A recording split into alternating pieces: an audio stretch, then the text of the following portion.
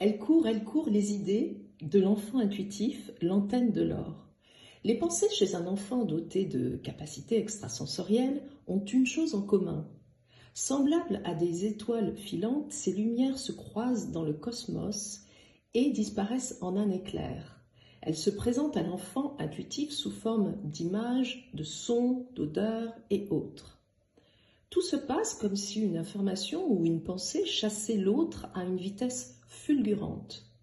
Au moment où l'enfant capte cette fréquence, on va dire, une autre arrive, puis une autre, puis encore une autre. Il peut aussi faire des liens entre des choses, des personnes et trouver rapidement des solutions sans même les chercher.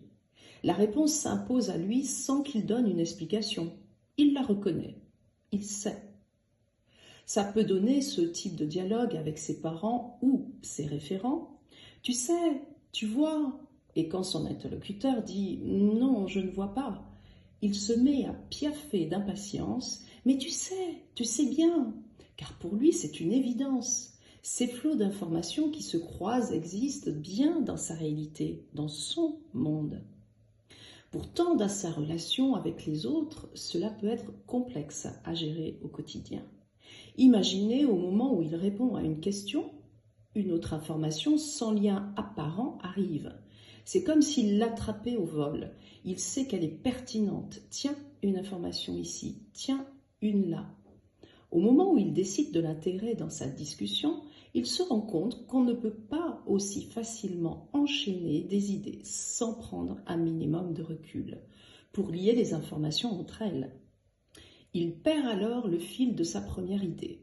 Soudain, c'est le blanc, la confusion. Il est mal à l'aise. Il termine à peine sa phrase. À ce rythme, il finit par perdre une partie de son auditoire. Seules les personnes polies ou elles-mêmes intuitives font l'effort de l'écouter. Les impatients continuent leur chemin sans même lui laisser la chance de reprendre le fil de son idée.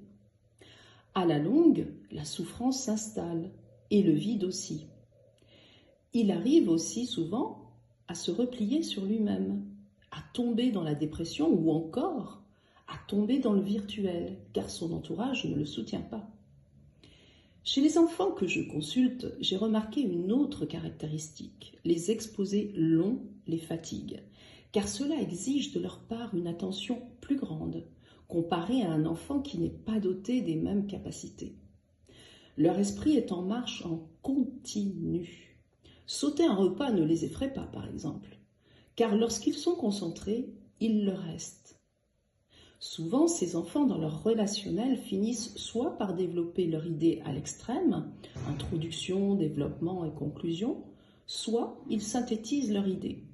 Dans un cas comme l'autre, l'auditoire se lasse. D'ailleurs, je vous invite à écouter ma dernière capsule intitulée « La suradaptation » qui vous explique comment ces enfants en arrivent à compenser dans leur quotidien pour survivre.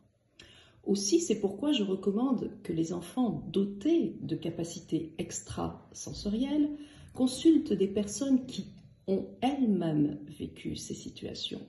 Cela ne s'apprend pas dans les livres, ça se vit. L'extrasensorialité, c'est un état d'être, une manière de vivre. Je consulte ces enfants sans jugement aucun et en toute confidentialité.